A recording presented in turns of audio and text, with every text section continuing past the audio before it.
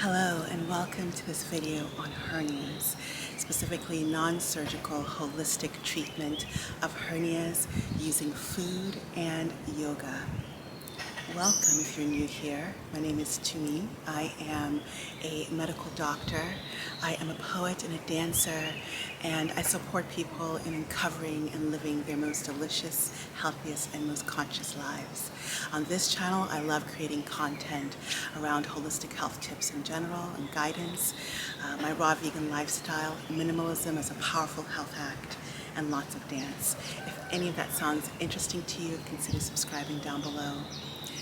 Many of you might know, those of you who've been here on this channel for a long time, that I'm also a yoga teacher. I received yoga teacher training with Yoga Works several years ago, and I've been doing yoga since I was about 14 years old.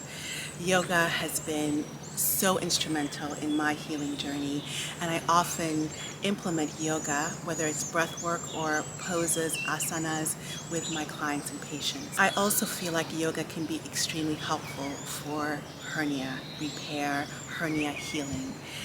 This video is an overview. It is not individualized, and I highly recommend that if you suffer from hernias, that you work with a holistic practitioner one-on-one on trying to treat it naturally. I apologize, there's definitely some birds and nature around and maybe some wind noise, so please excuse the ambient noises. So the first part of this video, I will share with you some tips around nutrition and food, and the second part of the video, I'm going to go through with you a yoga sequence to help with hernia. I just realized that I think the lens of the camera is here, so I'm going to start looking in here. Let's start with food. Food as thy medicine. Let me go through just, again, this is an overview. I'm not going to be specific about the kind of hernia, but the common types of hernias are umbilical hernia, which can be found around the belly button, inguinal hernias in the inguinal region, femoral hernias, much less common, epigastric hernias, ventral hernias, hiatal hernias, lateral hernias, which are more on the side, and those are quite uncommon, and incisional hernia, which you see at a site where there was previous surgery or some sort of invasive procedure. So this video will be dealing with hernias in general and not necessarily a specific kind of hernia. Let's go back to what a hernia is, for those of you who may not know. Hernias are where there is a weakness in the abdominal wall and the musculature and the wall and the fascia. And when that weakness and possibly even hole happens, contents from within, so this might be abdominal fat, it might even be organs, can start moving, leaking, pushing through. And this can, over time, lead to complications such as strangulation of intestinal tissue, which is very dangerous. So it's really important to identify the hernia you have and figure out the severity of it. So that leads me to my first tip, which is to get a diagnosis. Many people will say, oh, I can feel the inguinal hernia, or I know something is popping out, I just know I have a hernia, and then they try to treat it. It really behooves you, I believe, to go to a practitioner, to your primary care physician initially, or primary care practitioner, and then possibly a specialist to get the actual diagnosis. What kind of hernia do you have, and what's the severity? This is also really important because it can help you to see when you are making progress and how much progress you are making. I think it's so empowering to know with certainty what your diagnosis is, and again, know the level of hernia, because by then you're then moving with a protocol, a treatment guidelines of clarity, and not just thinking I have this hernia or maybe I have this hernia and not really being clear about it. So number one is establish a diagnosis and the level or severity of the hernia. And I want to just say something about this also, is that you don't have to then follow the specialist's suggestions. It's your right as a human to say, what do I want to do about this hernia? If the specialist says we need to move on to surgery, you listen and you decide as a thinking and an autonomous adult. But many people, I think, sometimes shy away from going to the clinic or the hospital or getting imaging studies or getting the diagnosis because there's a subconscious idea that I have to then follow what is being told to me. You don't. That diagnosis is for your empowerment and for your then decisional making capacity, guided by hopefully empathic and smart specialists in the field. My second tip is to reduce any excess abdominal weight, abdominal fat, abdominal weight. Excess abdominal weight is not healthy on so many levels. It can lead to metabolic syndrome, it puts you at risk for heart disease, diabetes, but more than that, increased abdominal weight means increased abdominal pressure. And for basically every hernia, that's not a good thing. And so whatever you can do to healthily reduce your abdominal weight in a healthy way, and we'll get to some tips around that soon, that will help tremendously your hernia. Also, side note, my little one is playing around with his grandparents, so you might hear those voices too. So again, I apologize for ambient voices that might be distracting to this video. But I'm a mama and this is my reality, but I really wanted to make this video for you. So thanks for your patience. My third tip is to eat smaller meals. Many people are eating very large meals and eating until they're very full or stuffed. And with a hernia, this can be, again, increasing abdominal pressure, causing discomfort, causing bloating when you eat too quickly, and therefore making the hernia worse. Smaller meals lead to better digestion and lead to decreased abdominal pressure. So I highly recommend smaller meals throughout whatever window of eating you are doing. And that leads to me to the suggestion of considering intermittent fasting. I have found that with my patients and clients, intermittent fasting, eating within a certain window, but not overeating, not eating too big of meals within that window, a 6-hour, 8-hour, sometimes even 9-hour window, especially an earlier window in which you have plenty of time before you then go to bed, can be quite helpful for easeful digestion, for reduction, healthy reduction of weight and reducing abdominal pressure. Making sure that you have at least, I like 3-4 hours before bedtime, before finishing your last meal, not starting your last meal, finishing whatever food you're going to be eating, having at least 3 or 4 hours after that before you sleep is so helpful, especially for things like ventral hernias, hiatal hernias, but all hernias, I believe, because that will help to reduce signs and symptoms of gastroesophageal reflux disease, so GERD. Reflux will lead to chronic coughing. Chronic reflux can actually lead to a precancerous condition called Barrett's esophagus. And that chronic cough will increase abdominal pressure. Every time we do that, increase abdominal pressure, and that makes hernias worse. My next suggestion is around the type of food you're eating. So I highly recommend, for so many reasons, if you've been on my channel already, you know this, an alkaline plant foods diet. Plant foods themselves are alkaline, save for maybe the more acidic foods like nuts and seeds and legumes. I highly recommend, if you include those in your diet, which I do recommend for most people, to soak them and or sprout them and or ferment them to reduce the phytic acid content to help with proper digestion. If you're eating a lot of beans and getting gassiness, that's going to make abdominal discomfort and abdominal pressure worse. So for whatever your diet is, definitely soak and thoroughly cook, if you're eating cooked foods, your beans and your legumes. And making your diet, again, overall an alkaline diet. So lots of fruits, lots of vegetables, fresh and raw.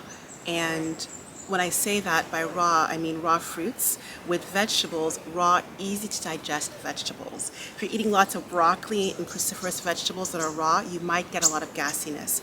1, because of the fiber content, and 2, because those foods are a lot of times hard to digest. Hi there, I switched over to my phone because my camera keeps dying on me. So I apologize, but we have a new camera here. I'm going to continue about about Alkaline Foods. So Alkaline Foods, and by that I mean a plant foods diet, or at least a heavily plant-based diet. Foods like dairy, which includes milk and butter and cheese, will make the lower esophageal sphincter lax, and what that means is worsened acid reflux. And dairy and a lot of animal products, but definitely dairy, really causes a lot of food intolerance, or causes a lot of gassiness and bloating for many, many people, which means, again, more abdominal pressure, more abdominal discomfort, and worsened hernia condition. So I highly recommend nixing dairy from your diet, minimizing or eliminating animal products, and sticking to an alkaline diet rich in healthy whole plant foods. I need to mention alcohol and caffeine. Anybody who works with me who has hernias, I ask them if they are at all able to completely eliminate both of these things. Alcohol is not great for acid reflux. It's terrible. It will make esophagitis worse. It can cause bloating for sure. It is not great for your liver. Caffeine, acidic, worsens GERD and acid reflux, and is not good for those reasons for hernia. And so if you can, please eliminate alcohol and caffeine from your diet. And the last couple of dietary suggestions I want to make are to make sure you're eating, it goes back to plant foods and whole plant foods, healthy, minimally processed whole foods. You want to have a good amount of fiber because you want to avoid, and here's the tip, avoid constipation. If you have to strain on the toilet, you're going to make your hernia, no matter what kind of hernia it is, worse. So avoiding constipation, best ways to avoid constipation: increase fiber, and that means plant foods. Animals have no fiber.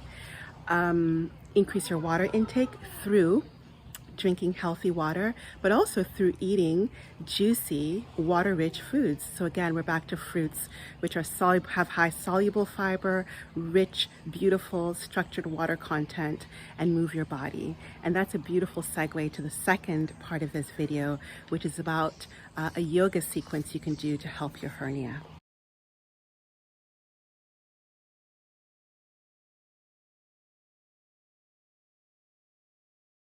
Okay, welcome to the yoga portion for the hernia treatment, natural treatment. So I think the first thing I want to say is we'll do a flow that you can do anytime. I recommend doing it in a fasted state before eating, when you first wake up. But whenever you're able to do it is best. And consistency is what is key. Consistency, proper form, and breathing. I can't overemphasize the importance of breathing. I also recommend, I just have to say it, it's important to go over these exercises with your primary care physician or specialist and make sure that they're okay with it before doing it at home. So get it approved by your practitioner, your healer. Here are the exercises. Begin in a comfortable seated position, whatever that is for you, and use as many cushions as possible for this entire sequence to be easeful and comfortable for you. Keep breathing through the entire thing. The first exercise is actually a breath exercise. I encourage you to come into your comfortable seated position and just take a moment to scan your body, and if there's any area of discomfort. If the area of your hernia is feeling discomfort, bring your hands to that and just take a few deep breaths. I have a beautiful breathing exercise for calming the nervous system, for reducing pain, the 4-7-8 breathing method. And if you want to check that out, I'll leave a link to that in the description box below. You can do this breathing exercise at this point. For the purpose of this video, I'm going to go on to another breathing exercise that's specifically very helpful, I've found, for people with hernias. And that is Uddiyana Bandha, an abdominal lock. Here's what it looks like. It is best done again on an empty stomach. I encourage you to inhale and exhale, a few rounds of just inhaling and exhale, in through the nose, out through the mouth.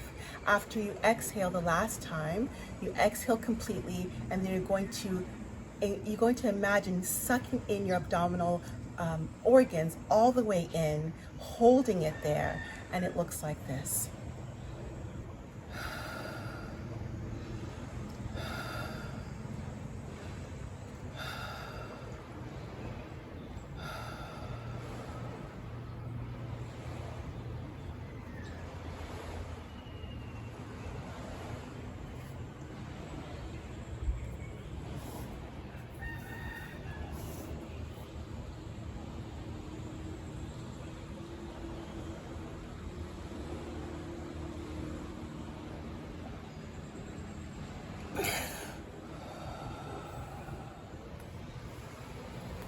This is a beautiful exercise for bringing both sensation and a sense of bringing in spilling organs and spilling abdominal fat back into the space, for knitting back in your abdominal space. That's the first exercise. After breath work, we're going to move into a few asanas that are really great for hernias. First one, child's pose. Moving towards the back of your mat, come to rest on your heels. And immediately I want to say a few things about that. Again, everything needs to feel very comfortable. Place pillows underneath your feet if you need to. Place a cushion or a pillow underneath your seat if you need to. Anything that is going to help you relax your buttocks, your seat, onto your heels so that this position feels comfortable. Bring your knees wide as your mat, and then gently fold over, forward. Rest your forehead on the mat and breathe. For this exercise and all exercises, I recommend you breathe for a count of 3.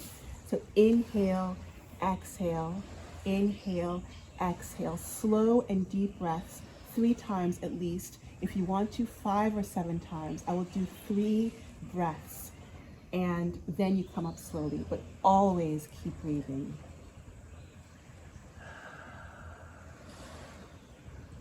Inhale and exhale. And as you do this, you're imagining just basically relaxing your seat onto your heels. And this is a beautiful stretch for just relaxing, both relaxing your lower spine, your lower lumbar muscles. So it's really a wonderful restorative pose and helps you as a recovery pose between the following exercises.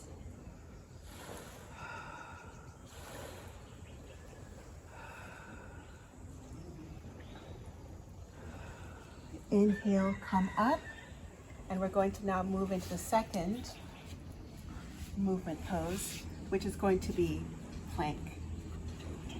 Walk your hands forward, and from this position you're going to come onto your forearm plank, your elbows right under your shoulders.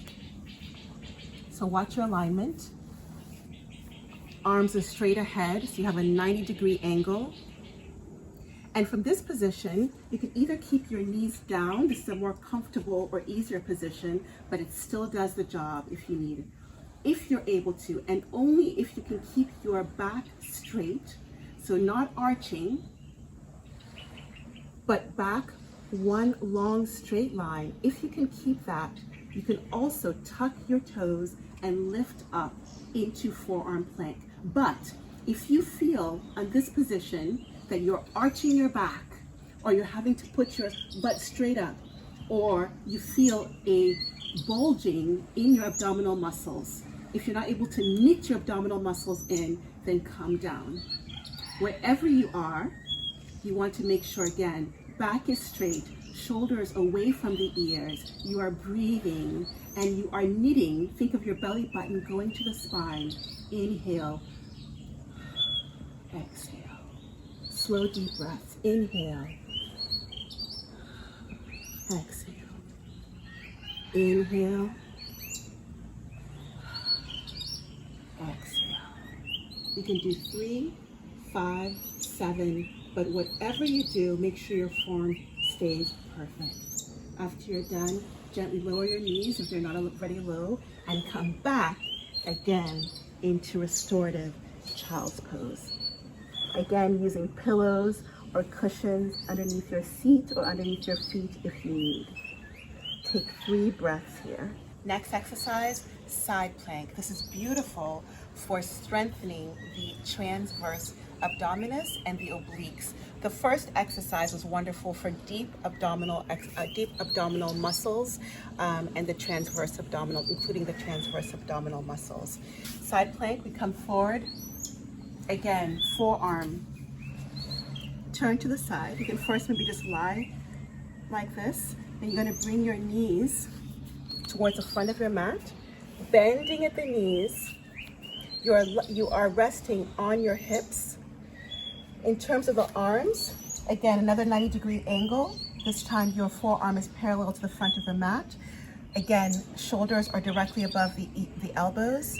You do not want to collapse into this pose, so make sure there is space between your ears and the shoulders. From this position, you are going to inhale and exhale, and when you exhale, you're going to simply just lift up, coming onto the side, not directly over your knee, but on the side of the knee. So you're not putting pressure on the knee joint. You are on the bottom of the quadricep or the bottom of the thighs here. You should feel no pressure on the knees. You should feel here a beautiful strengthening and toning of your, again, oblique abdominal muscles. Remember, again, space between the ears and the shoulders, and breathe here. For those of you who are more advanced and you are able to, you could also straighten up into this position. But again, please don't do this if you start feeling a bulge, if you're not able to have a slow and steady and almost liquid-like breathing. 1, 2, 3. Wherever you are, gently come down back onto your hips, and then you go to the other side and do the same thing over again. After you do your side planks, we're going to now do bridge. I love this exercise. It's such a wonderful exercise for both strengthening gently the abdominal muscles, but also the glutes and the lower back muscles, which help in terms of supporting the entire abdominal area. So for bridge, let's take a moment and just slowly round our backs. This is also going to strengthen your abdominal muscles. Slowly round your backs and come gently and slowly onto your back. Take your time. Beautiful. From here, bring your heels close to your seat. Knees are parallel and facing up, not splaying out or in. Arms are by your side. Now here's the most important part with the alignment and with form that I see people mess up all the time. You want to make sure that your lower back is flush onto the floor. If this is happening, an arch, a space, if someone can put a finger underneath at any point in this exercise, that is not proper form. You want to drop your lower back to the floor, and that might mean a slight pelvic tilt forward so your lower back stays on the mat the entire time. From this position, take a deep breath, inhale and exhale. Inhale, and the next exhale, pressing through the soles of my feet, I'm going to lift up my hips. Now here's what I'm not interested in. I'm not interested in this. That's an arch of the spine. We want to keep the back flat again, and instantly you should be feeling a firing of the back of your thighs, your glutes, and your lower back muscles. No pain whatsoever. If you are feeling pain, please come out of this gently but rapidly. From here, again, knees are parallel and straight. You're pushing through the soles of your feet. You are engaging, again, your lower back muscles, and you're going to feel it all through this area, the abdomen and lower back. From here, breathe. Inhale, exhale. Inhale, exhale. Inhale, exhale. After the third or fifth or seventh, whatever exhale you want to do here, gently lower vertebra by vertebra, starting from the upper back, then the middle back, lower back, and finally drop the sacrum back onto the mat. You can do that bridge 3 times, always starting from the place of lower back on the mat, never with an arch, and never with an arch also in the full position.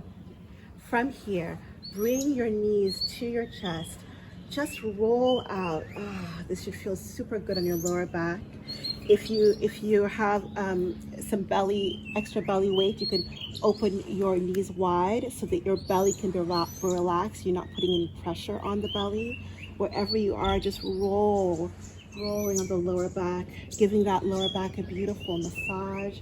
You can come into happy baby if that's accessible to you, where you put the arms, hold the soles of the feet, and opening up. It feels extra good in the sun, I have to say.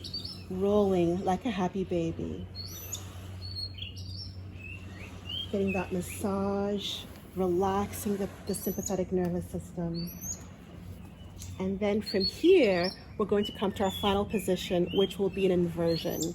I invite you at this point to bring your mat to the wall, or if you have an inversion table, this is the time to do an inversion. I find inversions to be wonderful for hernias. The only time I do not recommend doing an inversion is if you are a woman during her moon time. During your sacred bleeding time, please do not do an inversion. And also don't do an inversion if it doesn't feel comfortable for you, if you have an issue with lots of dizziness. If you have dizziness, this inversion is safe for you to do. So this is the last pose of the sequence. Join me at the wall for Viparita Karani, VK. Legs up against the wall, you can call it. You're going to bring your seat as close to the wall as you're able to, okay?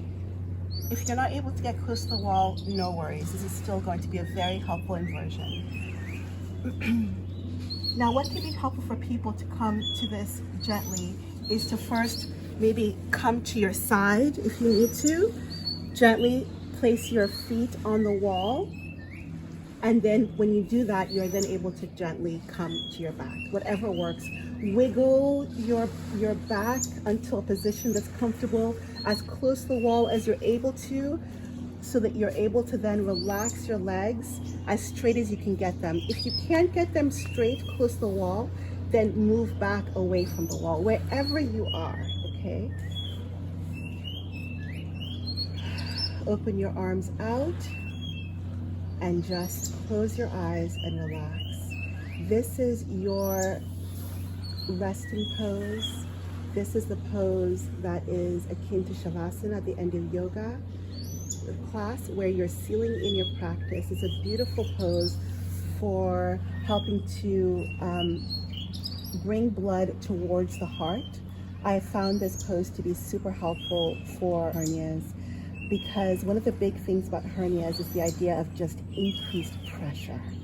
And this is such a restful, restorative pose that helps to decrease pressure in all senses of that word. Take your time in this pose, rest. This is where I invite you to give yourself gratitude for showing up and gifting yourself the sequence of self-care and natural healing. Once you're done, to safely come out of the pose, if you need to, you can use your feet to push you away from the wall if need be. Curl into the fetal position. I recommend staying here just for a little bit of time, making sure you don't feel dizzy or uncomfortable. Using your hands when you're ready to push yourself up, resting against the wall, taking your time before you then bring yourself up gently, if need be, with assistance. Again, making sure not dizzy, and then moving along with the rest of your day. Those were the two parts. I talked to you about nutrition, I talked to you about yoga. That is my overview. It's a very brief overview. There are many other exercises, but I recommend keeping it simple, keeping it consistent, breathing throughout it. And then once you're doing this every day consistently, you can then monitor, go back to your specialist or physician, primary care physician or practitioner, and go back to those imaging studies or the diagnostic studies and look at, how am I doing?